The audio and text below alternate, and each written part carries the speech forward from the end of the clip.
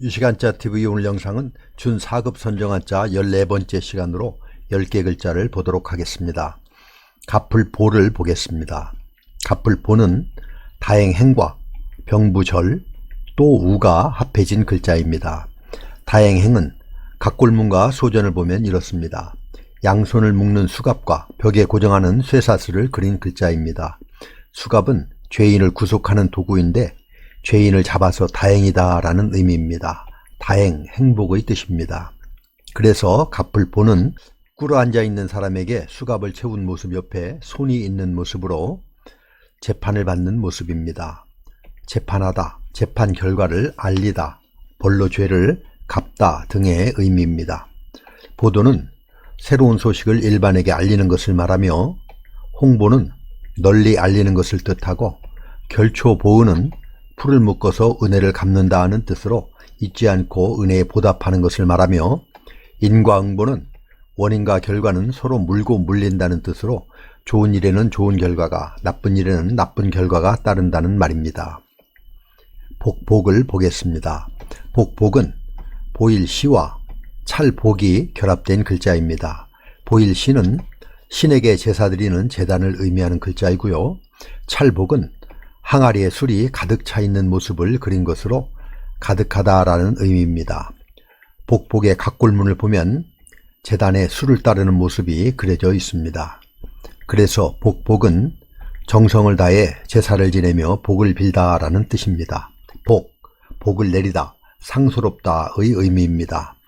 행복은 복된 좋은 운수를 말하며 축복은 남의 복된 일을 기뻐하며 축하하는 것을, 오복은 수, 부, 강령, 유호덕, 고종명의 5가지 복을 이루는 말이며 전화이복은 화가 바뀌어 오히려 복이 된다는 뜻으로 끊임없는 노력과 강인한 의지로 힘쓰면 불행을 행복으로 바꿔놓을 수 있다는 말입니다. 같이 한번 써보도록 하겠습니다.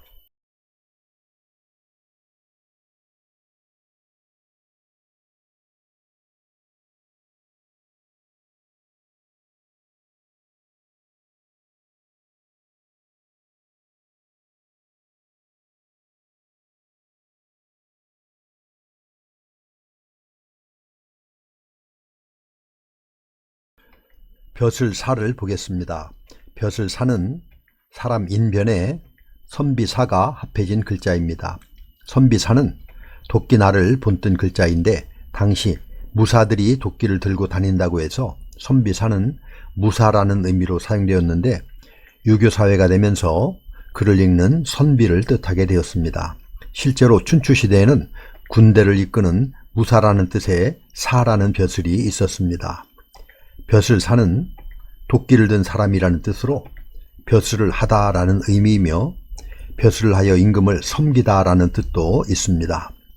봉사는 받들어 섬긴다는 의미이고 출사는 벼슬하여 관직에 나아가는 것을 말하며 구사는 벼슬자리를 구하는 것을, 급사는 사환, 즉 심부름하는 아이를 말합니다.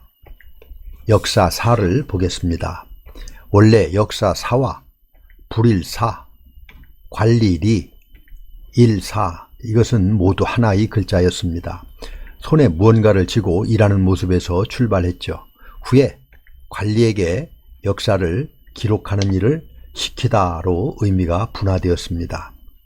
역사, 사관의 의미입니다. 역사는 인류사회의 변천과 흥망의 과정과 그 기록을 말하며 사기는 역사를 기록한 책을 의미하고 사료는 역사의 연구 편찬에 필요한 문헌이나 유물을 말하고 고대사는 고대의 역사를 뜻합니다. 같이 한번 써보도록 하겠습니다.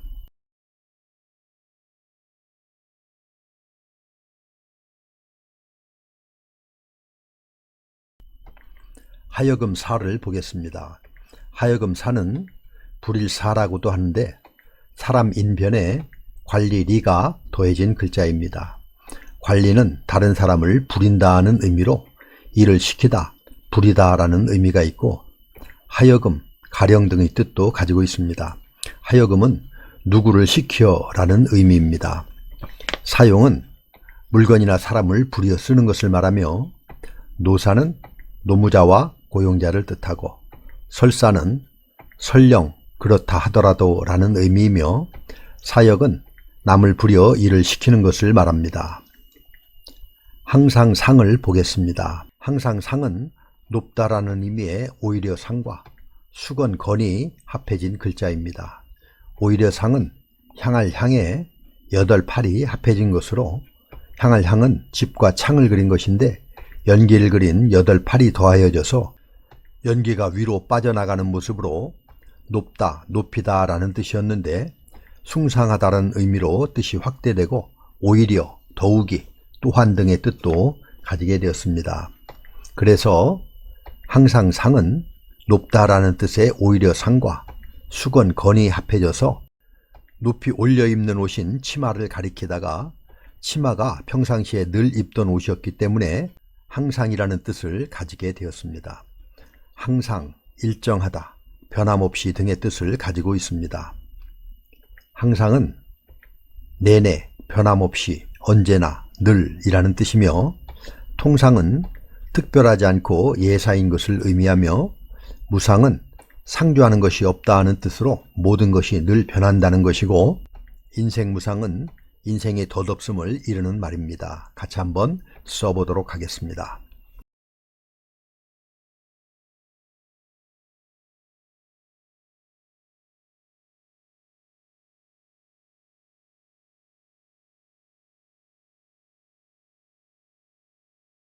신선선을 보겠습니다. 신선선은 사람 인과 몇 산이 합해진 글자입니다. 산에 살며 도에 통한 사람을 신선이라고 합니다. 신선은 도를 닦아서 현실이 인간 세계를 떠나 자연과 벗하며 산다는 상상의 사람을 말합니다. 시선은 선풍이 있는 위대한 천재 시인을 의미하며 선녀는 하늘에 산다는 여자 신선을 말하고 선경은 경치가 신비하고 그윽한 신선이 산다는 곳을 말합니다. 선계는 신선의 세계를 의미하고 선풍도골은 선인의 풍모와 도사의 골격이라는 뜻으로 남달리 뛰어난 풍채를 이루는 말입니다. 해새를 보겠습니다. 해새는 도끼 월과 거를 보가 결합한 모습입니다. 거를 보는 각골문과 소전의 모습은 이렇습니다. 그칠 지가 위아래로 있는 모습입니다. 이것은 왼발 오른발로 걸어가고 있는 모습이고요. 걸음이나 걸어가다 라는 뜻을 가지고 있습니다. 해새는 걸어가다라는 걸을 보와 도끼 월이 합해져서 도끼를 들고 별을 수확하며 걸어가고 있는 모습입니다.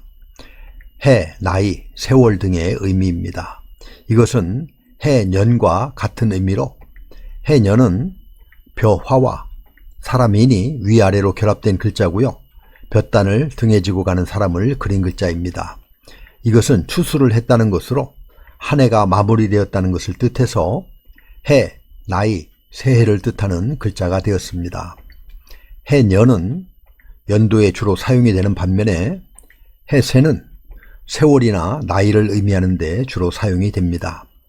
세월은 흘러가는 시간을 뜻하며 세배는 섣달 금음이나 정초에 우더른께 드리는 절을 말하고 연세는 나이의 높임말이며 세모는 한 해가 저무는 때를 말하고 허송세월은 세월을 헛되이 보내는 것을, 무정세월은 덧없이 가는 세월을 말합니다.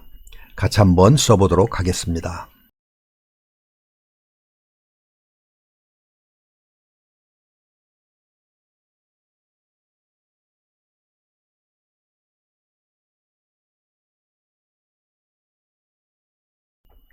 지킬 수를 보겠습니다. 지킬 수는 집면과 손을 뜻하는 마디촌이 합해진 글자입니다. 손으로 집을 지키다 라는 뜻입니다. 지키다, 머무르다, 다스리다 등의 뜻을 가지고 있습니다. 수구는 옛 관습이나 제도를 지키고 따르는 것을 말하며 수비는 지키기 위하여 준비한다는 의미이며 수어청은 수비하고 방어하기 위한 관청으로 조선시대 인조 때 남한산성을 방어하기 위해 세운 관청입니다.